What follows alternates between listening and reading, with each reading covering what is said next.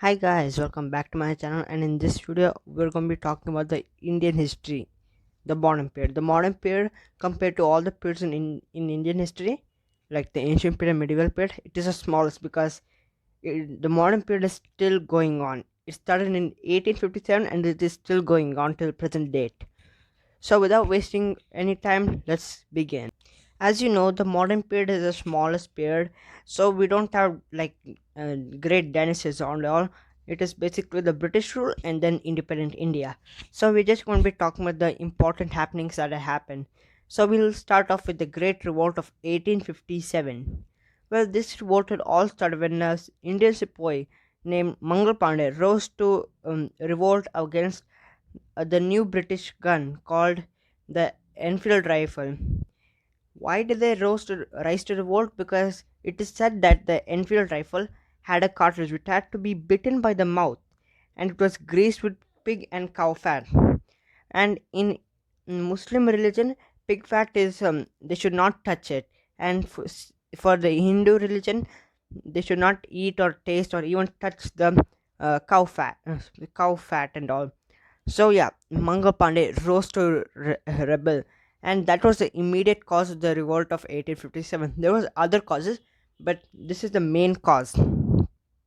So yeah, and there, uh, so even as you know, the British won because their superior tactics, and all the Indian princely state, they did not support the in the Indian state. Some supported the British, some did not even have unity.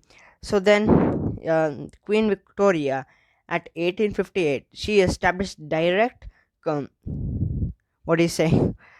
She established direct power over India. uh, Before, it was ruled by the British East Indian Company. Now India is a part of the British Empire.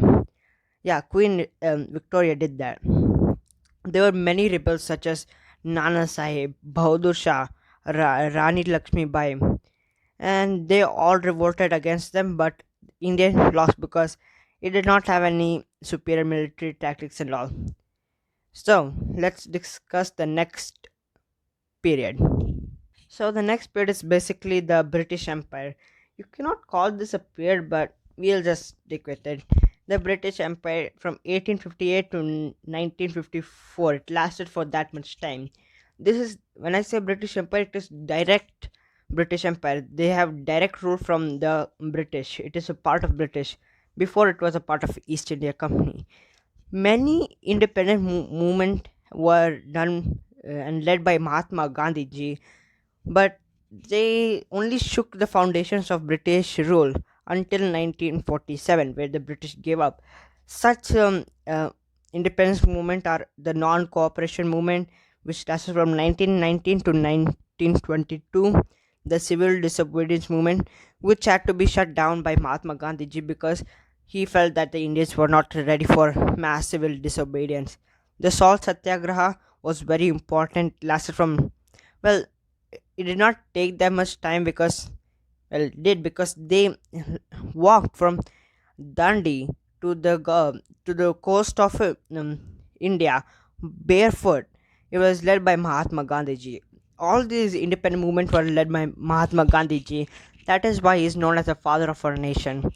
And then the Quit India movement, where the Indians, they held up signs to tell the British to quit India. This was one of the biggest independent movement, and it shook the British foundation. It was stopped by the British in September 1942, but in 5 years later, the India got its independence. All these, like I said, were led by Mahatma Gandhi ji, who is the father of our nation.